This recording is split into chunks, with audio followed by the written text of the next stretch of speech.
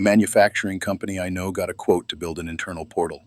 Nothing complicated, a dashboard for their ops team, a few vendor onboarding forms, single sign-on against their existing system.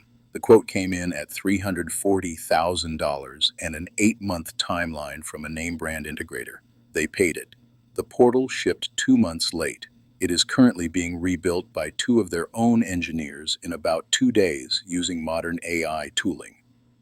That story is not unusual. That is the entire market right now. Here is the distinction that matters. Architectural middleware, AI gateways, semantic routers, the plumbing that connects enterprise systems is not dying. That market is growing fast. DOS just raised $55 million to put intelligence inside ERP. The plumbing layer is more alive than it has been in 15 years.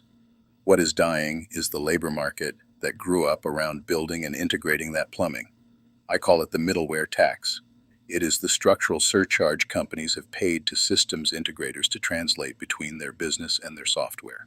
The middleware itself was always cheap. The translators were expensive. For 2 decades, the translators captured most of the value because building anything was hard, slow, and required specialized headcount most companies could not justify full-time. That math has changed completely. 92% of U.S. developers now use AI coding tools daily. 46% of all new code shipping in production is AI generated. IBM published a 60% reduction in time to build for enterprise internal apps. Andrej Karpathy, the engineer who coined vibe coding, has already evolved past it. He calls it agentic engineering now, because you are not writing the code 99% of the time. You are orchestrating agents who do. Look at how the firms most exposed to this are responding. Deloitte announced in January that it is eliminating traditional job titles for 181,500 U.S. employees. McKinsey grew its internal AI agent count by 500% in 18 months. The Big Four collectively committed over $9 billion to AI. They are not doing that because they think this is temporary. They are doing it because they have correctly identified that the bottom rungs of their org chart are being replaced by software they need to own before someone else does.